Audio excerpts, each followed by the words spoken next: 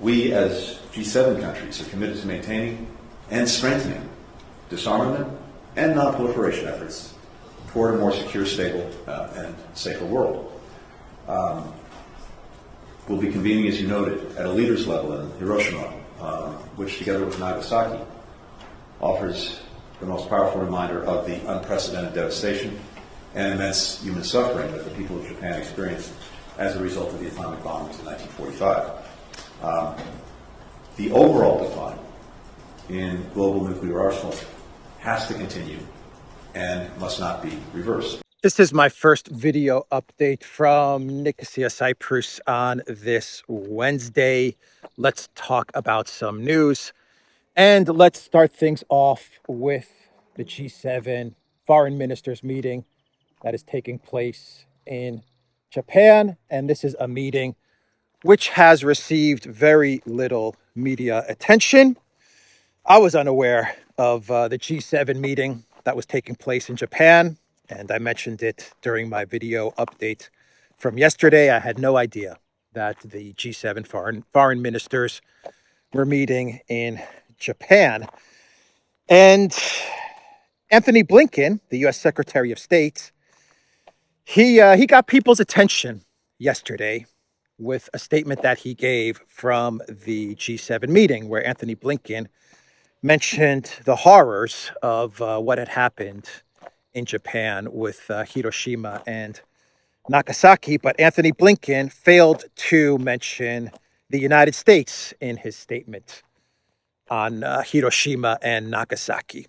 And then Anthony Blinken, he got the G7 foreign ministers together to issue a statement calling on Russia to pledge that they're not going to use nuclear weapons in the conflict in Ukraine. Incredible stuff from the G7 foreign ministers, and an incredible statement from U.S. Secretary of State Anthony Blinken. Medvedev, he put up a post yesterday and he blasted Blinken's hypocrisy. And Medvedev also said in his post, towards the end of his post, it was a pretty long post that Medvedev put up, but towards the end he said that the Japanese government, they allow the U.S. to, I think he said, to spit on the memories of those that suffered during Hiroshima and Nagasaki. That's what Medvedev said towards the end of his post. Anyway, that was the G7. That was pretty much the most eventful thing that took place during this G7 foreign ministers meeting. The rest of the meeting was just pretty much Russia bad, China is getting bad, we're going to support Ukraine for as long as it takes, and what else? We bow down and pray to the woke green energy gods. That was pretty much the G7 meeting. Blinken, Baerbock, Cleverly, Jolie. I mean, what do you expect from this cast of characters? So that's the G7. We have news that China is not going to allow Blinken to travel to China to meet with Chinese officials. That's an interesting development. Very interesting development. China has refused to let U.S. Secretary of State Anthony Blinken visit Beijing, according to ABC News. Blinken got snubbed by China. The Biden White House, there is news that the Biden White House, they're preparing what is being called unprecedented restrictions on China and Chinese business and investment. And this is going to be announced by the end of April. That is when the Biden White House is supposedly going to announce these huge restrictions on China. Sanctions. China is on the sanctions elevator. They're moving up quickly on that sanctions escalator, whatever it is, they're moving up it.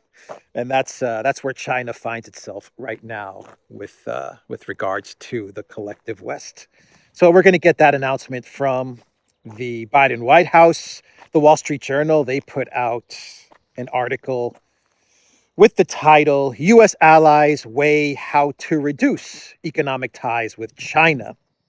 Countries seek to lessen dependence on China, but maintain global trade and investments. Yeah, we'll see how that's going to turn out for the collective West. But they're pretty much just rinsing and repeating everything that happened with Russia and Ukraine, and they're just doing the same thing now with China. The Macron trip to Beijing really freaked them out. I mean, that really, really, really freaked out the collective West. And Bloomberg, they put out an article with the title EU calls for coherent China stance after Macron sowed doubts. I mean, they really got spooked by Macron, man. They really got spooked. So they're closing ranks, the EU officials, especially the vassals of the globalists, the real believers of neoliberal globalism, like Ursula and Borrell and Baerbock, Blinken, all these people. Blinken's not in the EU, but the U.S. controls the EU. Anyway, they're all closing ranks now, and they're coming out with statements saying that the collective West and the EU, they need to present a united front. They need to present a united front. We have heard this all before with the run up to the conflict in Ukraine. I mean, all of this stuff, all of these talking points, just might as well be copy and pasted from statements and articles from a year and a half ago. All the same rhetoric, all the same articles, all the same statements. They're just being copy and pasted, and we can replace Ukraine with Taiwan, and we can replace Russia with China now. But the Macron meeting in Beijing, that was like the accelerant.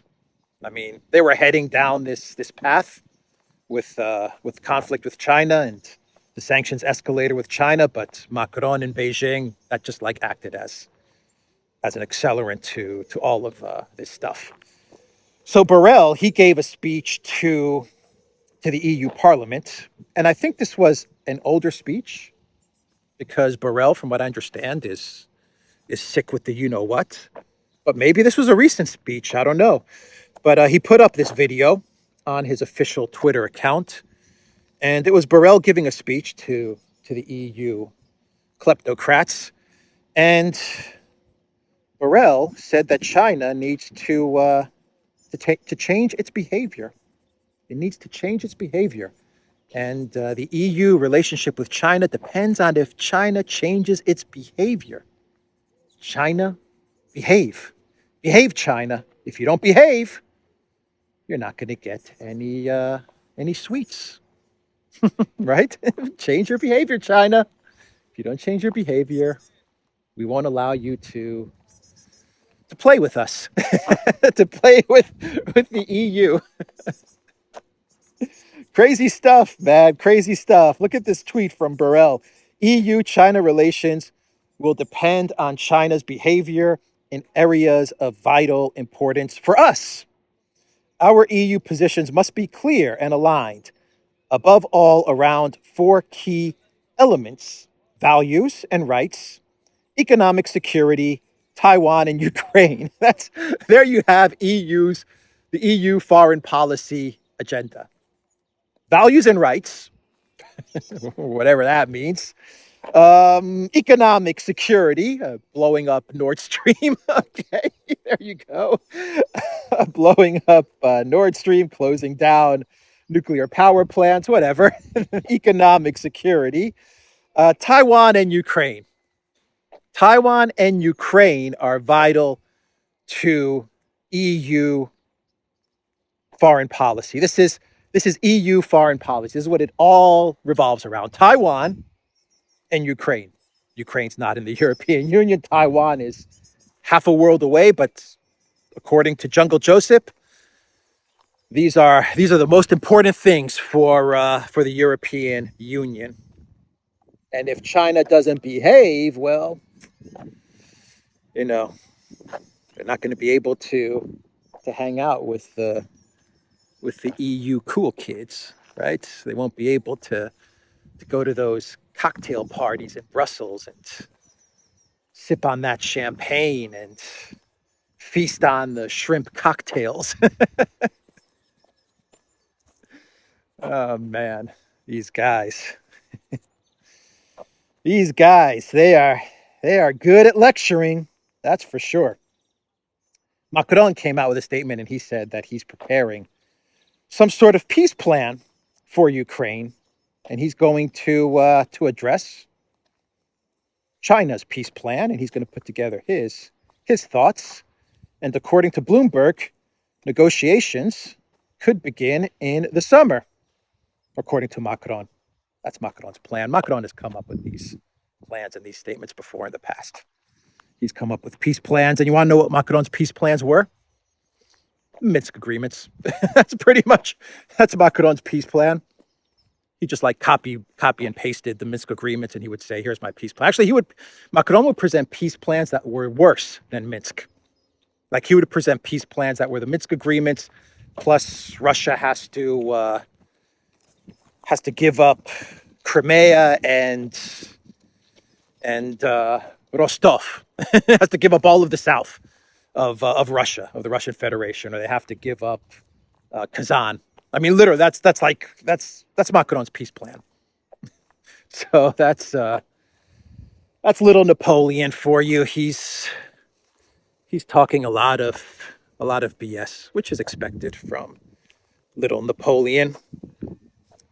But he definitely freaked people out. He really, really freaked out the Europeans in a big, big way. China's not just going to sit by and take this either. They're not just going to sit by and allow the collective West to place sanctions on their businesses, to humiliate them, which is what the collective West is doing. It's humiliating China. China's not just going to sit there and take it. There are reports that China is banning Chinese businessmen, from doing business with U.S. military firms, Lockheed Martin and Raytheon, and other defense firms that do business with Taiwan. And there are reports that Xi Jinping is planning some sort of retaliation against the collective West for placing China on the sanctions escalator. So China is making their moves, but China's going to do very much what Russia did, in that they're going to think things over, and they're going to make very careful moves that do not harm China and the Chinese economy, while at the same time deliver boomerang effects to the collective West. So that's what China's going to put together. That's what I imagine China is going to put together. And if you thought the boomerang effects of the sanctions against Russia were bad, the effects that are going to hit the collective West if they continue on this sanctions escalator with China are going to be like 100 times worse for the collective West. But they can't stop. They can't stop. Let's now talk about Zaporizhzhia nuclear power plant. This is an interesting one. So we had a week ago an article from, I want to say the Times, maybe the Telegraph. I always get those two confused. Not that there's any real difference. But one of these UK publications, they published an article about a week ago, and they pretty much admitted that the Ukraine military was indeed attacking the ZNPP. And this wasn't some small little attack. This was the Ukraine military with something like 30 boats and 600 soldiers trying to take over the Zaporizhzhia nuclear power plant. And I remember everything that happened with the ZNPP and the multiple attempts that the Zelensky regime made to take over the ZNPP, which the Russians got control of very early on in the conflict. Then you had a lot of diplomatic efforts from the collective West, even recruiting the United Nations so that they can find a way to create some sort of demilitarized zone or something along those lines where they could get a foothold into the ZNPP. And the question would always come up: why is the Zelensky regime, why is the collective West so fixated on the Zaporizhzhia nuclear power plant? And I think we now know why.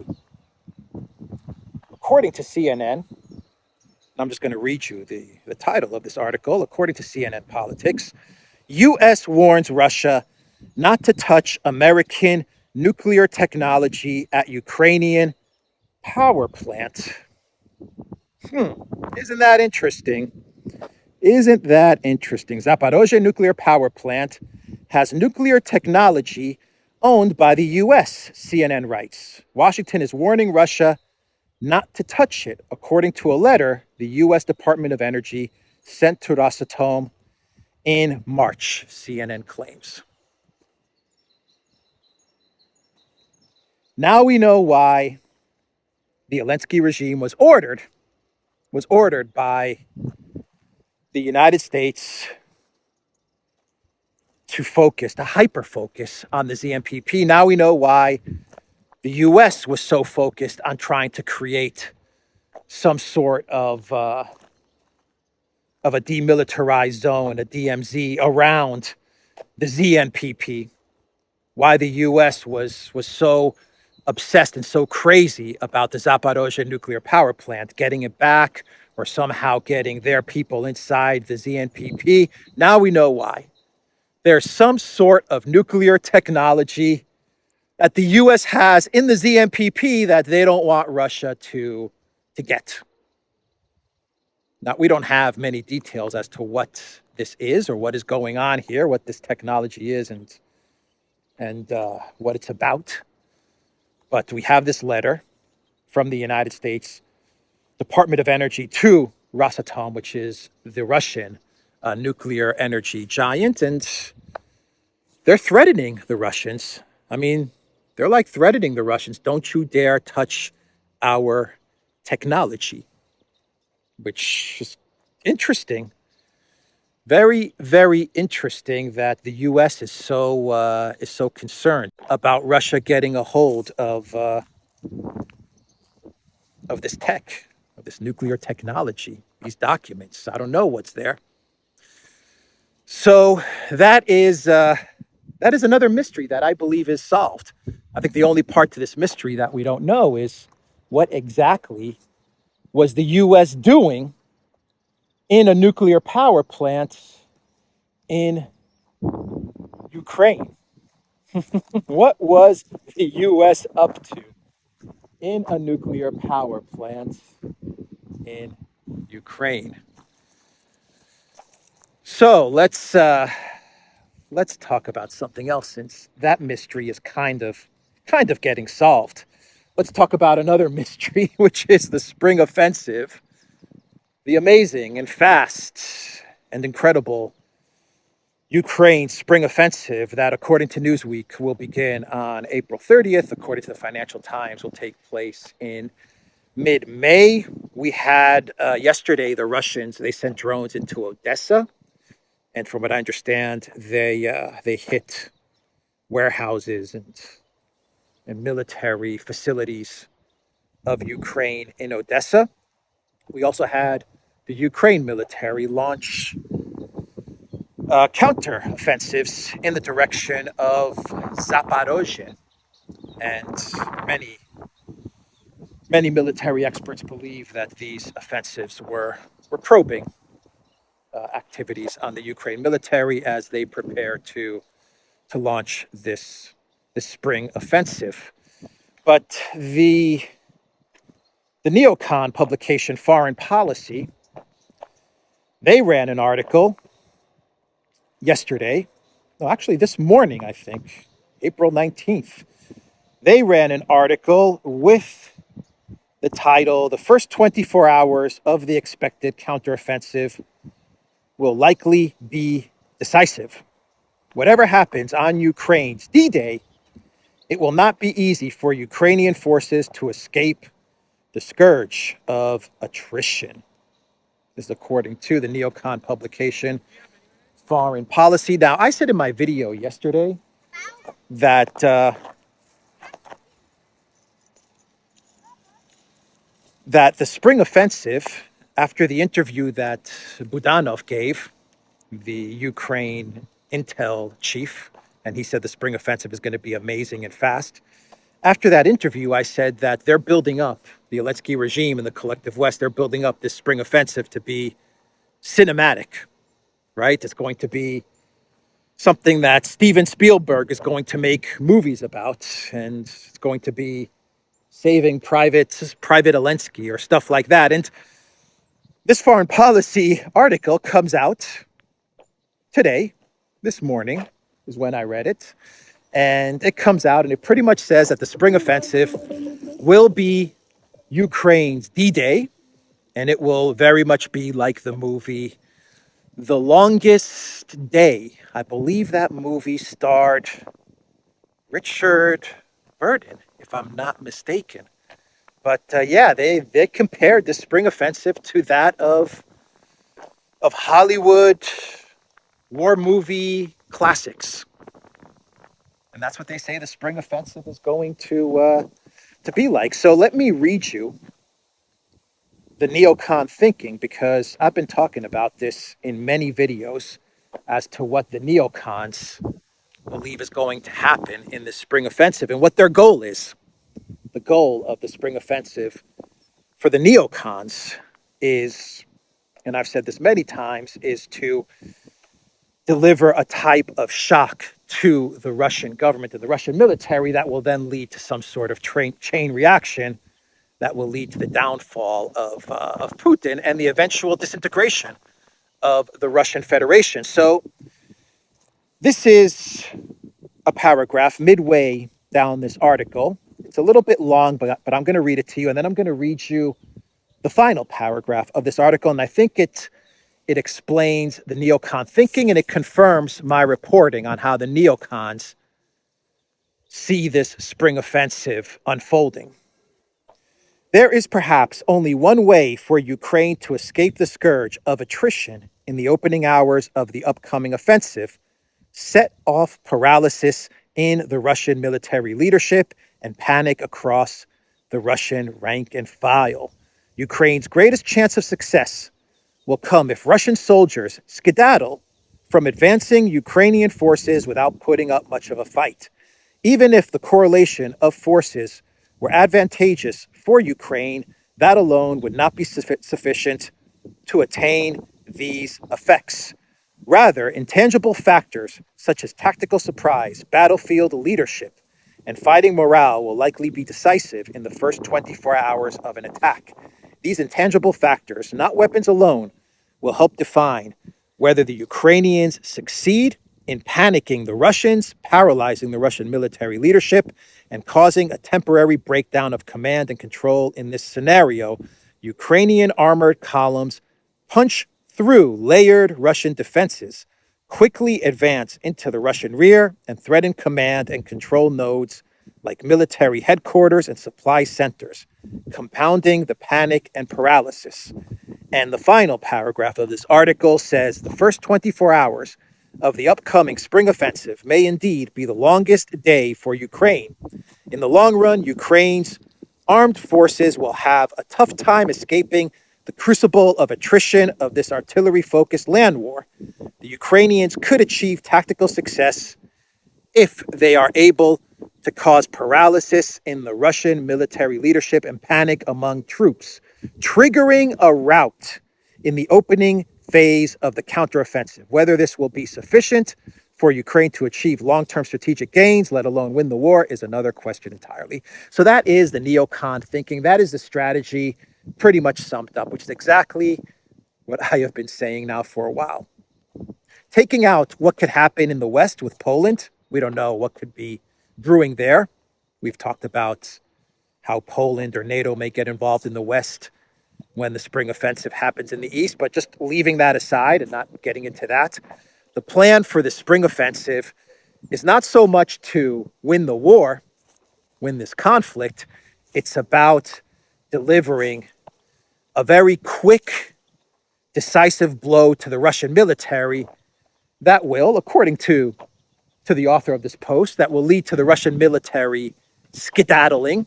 That's the word that this author uses, skedaddling from the battlefield, and will lead to just a general breakdown in Russian command. That's the plan. That is the plan. A quick 24-hour defeat of the Russian military.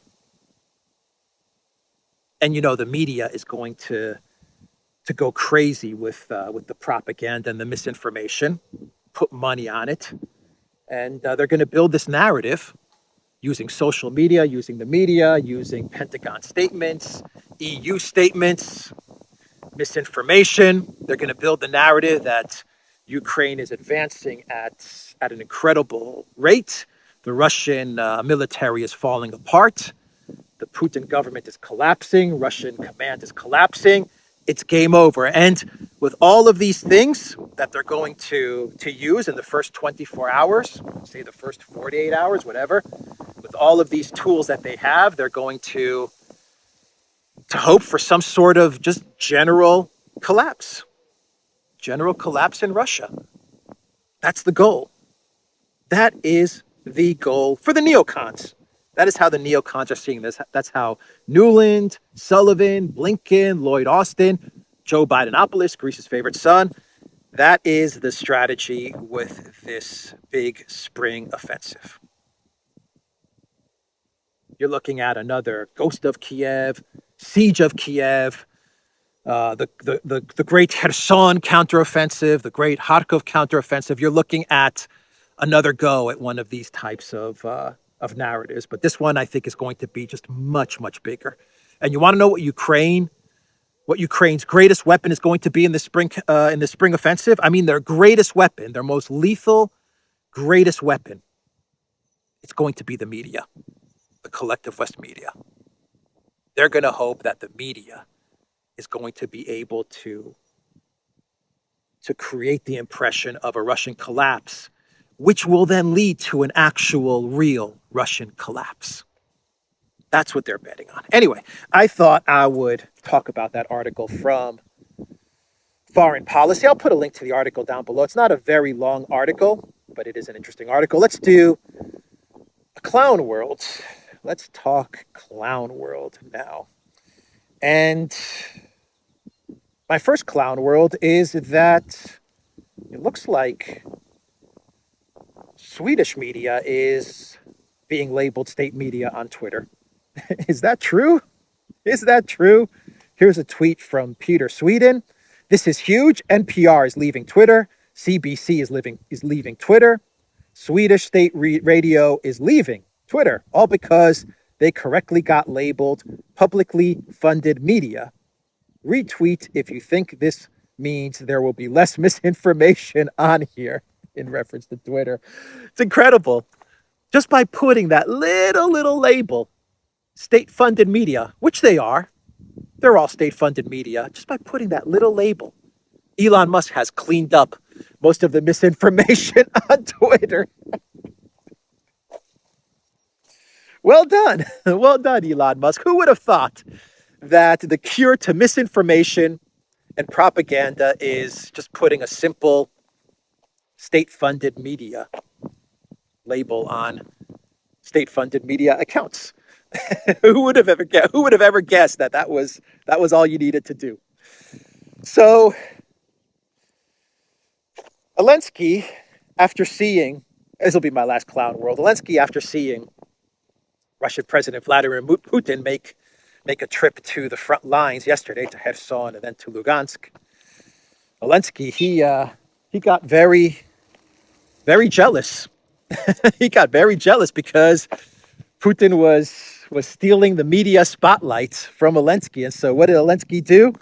He quickly made his way to the front lines, and he went to Ukraine positions in Avdiivka and in the Donetsk region.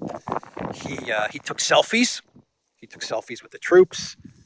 He got a field report as to what's going on, and he presented awards to the Ukraine soldiers.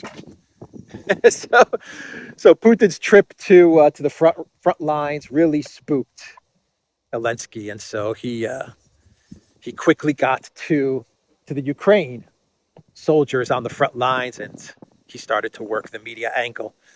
The media angle is so important to Zelensky and to the collective West. I mean, it is the number one thing for them, is the media and optics of it all. The number one thing that they worry about.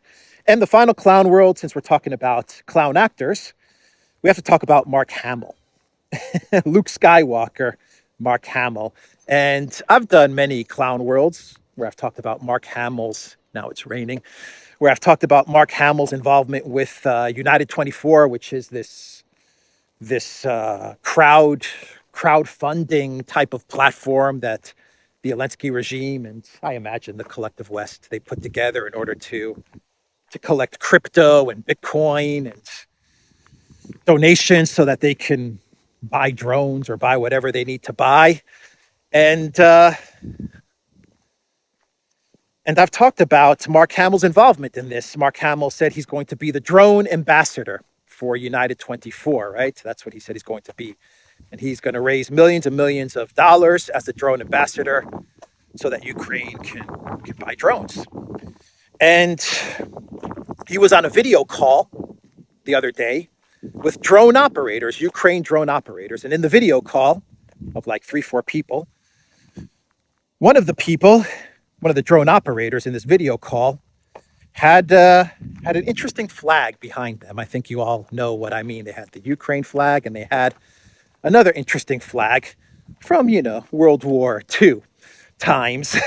And Mark Hamill, he didn't know what that flag was, and he just kept on talking to these drone operators, and they were called stunning and brave, and all of these things. He was praising them, and he said he's going to give them his full support. And Mark Hamill tweeted the video. He talked about it, and people on Twitter, they told Mark Hamill, "Hey, Luke, Luke Skywalker, you didn't know what that flag was? You didn't see the flag in the background? You had no understanding what that flag represents?" And Mark Hamill was completely clueless because, well, he's an actor. He's a Hollywood actor. So one guy tweeted to Mark Hamill. He said, "Hey, Mark, I'm a big fan of yours, and it's really terrifying to see you not acknowledging the very obvious flag in this video. I understand if you didn't recognize it. I know lots of people might not have, but it's been pointed out to you a lot, and your silence is really painful." And then Mark Hamill replied to this tweet. He said, "I have no idea what that flag signifies. My support is simply for Ukraine over the Russian invasion, period." Mark, I have no idea what that flag is, nor do I care. I just support Ukraine. And we have this tweet from, from Gordon Dimmack, who said, quote, "I had no idea I was supporting NAZIs until now, but I support them, period." So Gordon rephrased Mark Hamill's reply to that tweet. And even Glenn Greenwald, he jumped in on the action. And he said, number one, brave drone operators is the most hilarious phrase, because Mark Hamill called them brave drone operators. So Glenn Greenwald said that is hilarious to call someone a brave drone operator. Then he said, number two, several of these heroes displayed an NAZI flag the whole time. Oops. Number three, Mark now wants to be a fella, a group begun by avowed anti-Semites. Oops. And number four, Glenn Greenwald said, from experience, no subculture is dumber than Hollywood. Now it's sunny. So that was Glenn Greenwald jumping in on Mark Hamill's ignorance, stupidity, what do you want to call it? Whatever you want to call it. That's Luke Skywalker. And then when you go on to the Twitter thread of Mark Hamill, everyone is just making fun of him. Like everyone. You've turned over to the dark side and just stuff like that. Anyway, that's the video, everybody. The Duran.locals.com. We are on Rumble, Rockfin, Odyssey, BitChute, and Telegram. And go to the Duran shop. 10% off. Use the code Good Day.